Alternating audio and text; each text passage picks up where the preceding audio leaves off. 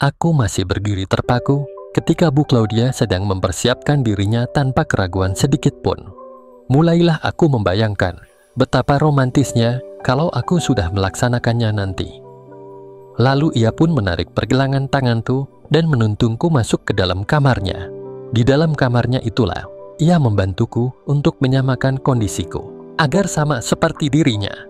Dan setelah dalam keadaan yang sama, dia spontan kaget dan terpana saat menyaksikannya. "Demis, ternyata kamu punya kejutan bahwa di balik wajah tampan ini ternyata menyimpang sesuatu yang sangat menjanjikan," ucapnya. Lalu ia pun meraihku ke atas bagnya yang berbentuk klasik, seperti tempat tidur para raja di Eropa pada zaman dulu. "Aku yakin bisa move on, lalu akan menjadikan Demis satu-satunya kekasihku," ucap Bu Claudia seraya memulainya dengan penuh perasaan. Aku pun menyambutnya dengan senang hati. Namun aku tidak langsung ke tujuan intinya. Aku masih ingin berlama-lama agar suasana malam itu semakin romantis dulu, biar lebih berkesan hasilnya nanti. Semakin aku jauh melangkah, maka terdengarlah suara Bu Claudia. "Sejak suamiku meninggal, ini pertama kalinya aku dengan lelaki Denis," ucapnya. Aku tidak menjawabnya, karena mulutku sedang sibuk berusaha untuk membuat Bu Claudia semakin melayang tinggi. Setelah beberapa lama, aku dengar Bu Claudia memohon agar segera saja disempurnakan. Aku pun dengan senang hati menurutinya. Setelah sepenuhnya bersaran, aku bergumam. Serasa bermimpi, Bu dosenku yang selalu jutek di kampus sekarang bisa jadi milikku. "Iya Denis, aku memang sudah jadi milikmu sekarang," sahutnya sambil tersenyum manis. Aku pun mulai mengayuh dengan dibantu olehnya. Ternyata Bu Claudia menyukai cara yang aku coba. Dia pun berkata, "Denis, belum pernah aku merasakan yang seenak ini. Rasanya aku jadi langsung jatuh hati padamu. Langsung sayang padamu Denis." Sayangnya seorang dosen kepada mahasiswanya, pancing clue. Aku malu mengakuinya. "Ini sudah bukan sayang biasa Denis. Aku sudah jatuh cinta padamu. Karena kamu sangat memenuhi kriteriaku. Malu aku mengakui hal ini, karena kamu jauh lebih muda dariku," ucapnya. "Cinta tidak mengenal usia, babe," ucapku seraya mempercepatnya. Cukup lama aku melakukan semuanya ini, sampai pada suatu saat Bu Claudia mulai memperlihatkan gejala-gejala akan mencapainya. Matanya pun terpejam. "Indah sekali Demis," bisiknya seraya ia berkali-kali memberikan hadiah di TV sebagai tanda bukti dia benar-benar merasakan kebahagiaan saat itu. "Udah babe?" tanyaku. "Udah," sahutnya. "Tapi aku masih jauh," ucapku. "Lanjutin aja, gak apa-apa, siapa tahu bisa lagi nanti," ucapnya memberikan peluang padaku. Aku pun melanjutkannya.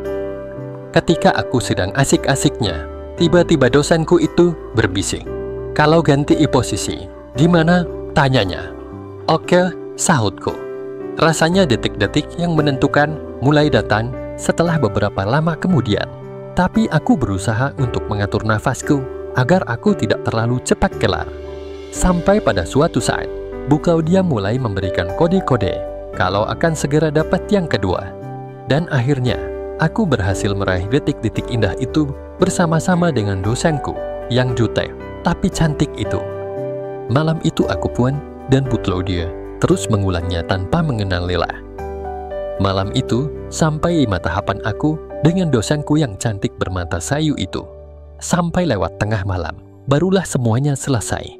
Lalu bersih-bersih di kamar mandi dan sama-sama merebahkan diri di atas bed. Sebelum tidur, masih sempat Bu Claudia menceritakan kisah pribadinya. Aku terharu mendengar curhat Bu Claudia tentang masa lalunya, bahwa ia menikah dengan seorang pengusaha yang baru menceraikan istrinya karena Bu Claudia tidak mau dijadikan istri kedua. Lalu hidupnya bahagia di samping pengusaha itu, meski lelaki itu 20 tahun lebih tua dari Bu Claudia. Pengusaha itu sangat memanjakan Bu Claudia. Maklum, perbedaan usia mereka sangat jauh, sehingga pengusaha itu memperlakukan Bu Claudia seperti perlakuan terhadap anak kandungnya sendiri. Bu Claudia pun berusaha untuk mencintai lelaki itu, meski usianya jauh lebih tua dari harapan awalnya. Dan akhirnya ia merasakan bahagianya bersuamikan lelaki yang sudah tua, karena lelaki itu seolah sudah membuang egonya lalu hanya mengutamakan kebahagiaan Bu Claudia. Katakanlah Bu Claudia tidak merasa kekurangan apapun dalam kehidupannya. Karen selalu dimanjakan oleh suaminya. Namun ternyata kebahagiaan itu hanya berlangsung 2 tahun. Karena pada tahun ketiga, lelaki tua itu mengidap kanker hati yang mustahil bisa disembuhkan. Lalu lelaki itu dirawat di sebuah rumah sakit yang paling terkenal. Cukup lama dia dirawat di rumah sakit yang terkenal dan termahal itu. Tentu saja ia harus menjalani berbagai macam cara pengobatan di rumah sakit itu agar dia bisa sembuh. Tapi ia hanya bisa bertahan selama 7 bulan saat dirawat. Setelah berkali-kali menjalani kemoterapi dan sebagainya, lelaki itu akhirnya menghembuskan nafas terakhirnya. Lalu bagaimana dengan harta peninggalan pengusaha itu? Boleh dibilang habis untuk membiayai perawatannya. Hanya rumah ditinggali Bu Claudia itu sisanya berikut segala isinya. Sedangkan Bu Claudia sudah terbiasa hidup bergeliman harta tanpa kekurangan apa-apa. Tapi setelah suaminya meninggal, dosenku itu seolah harus mulai dari nol lagi. Banyak sekali kekurangan yang harus ditutupi oleh Bu Claudia. Belakangan ini Bu Claudia sering memikirkan semua itu. Bahkan setelah berhari-hari mempertimbangkannya, akhirnya dia memutuskan untuk resign sebagai dosen, lalu mencari pekerjaan baru di perusahaan swasta. Sampai akhirnya dia membaca iklan yang kemuat di media cetak dan elektronik. Begitulah ceritanya, ucap Bu Claudia di akhir penuturannya. Kalau aku mempertahankan statusku sebagai seorang dosen, aku akan selalu banyak kekurangan, karena aku harus selalu membantu mama dan adik-adikku, ucapnya. Orang tua masih ada, tanyaku. Tinggal mama yang masih ada. Papaku sudah meninggal beberapa tahun yang lalu, sahutnya. Adiknya beberapa orang, tanyaku. 2 orang, yang besar baru selesai S1, sedang nyari kerja juga. Yang kecil, baru tamat SMA dan sedang mendaftar untuk menjadi polwan, ucapnya. Berarti adiknya yang kecil, cowek ya, ucapku. Dua-duanya cowek, kami 3 bersaudara, cowek semua, ucap Bu Claudia. Aku tidak menanggapinya. Bu Claudia melanjutkan, tadinya aku jadi tulang punggung mama dan adik-adikku. Tapi sekarang aku tidak bisa membantu mereka lagi. Yang cowek S1 dari fakultas apa? Tanyaku. Psikologi, sahutnya.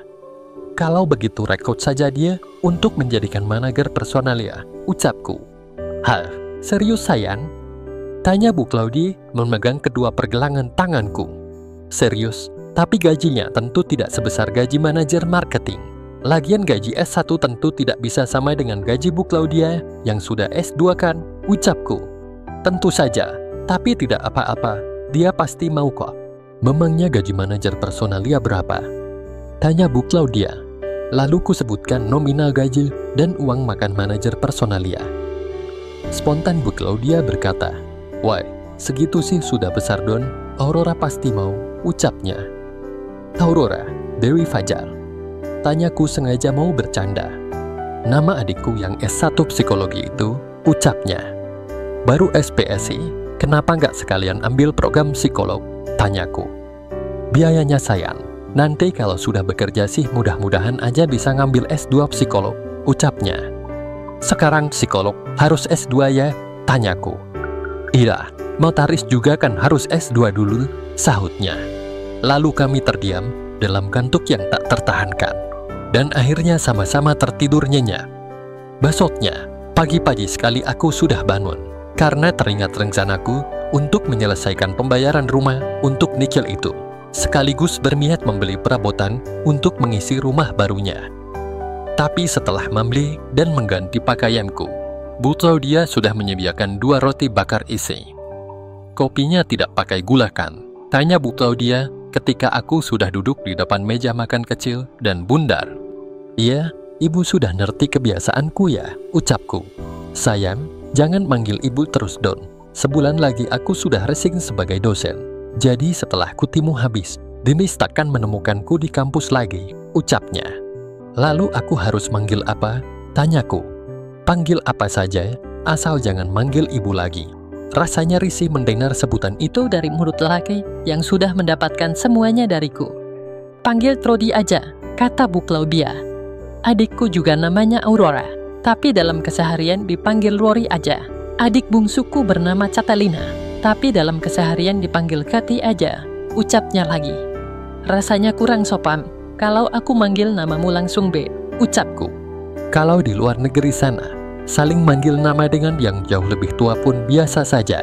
Bahkan ada juga anak yang manggil nama saja kepada ibunya. "Dak apa-apa," ucapku Claudia.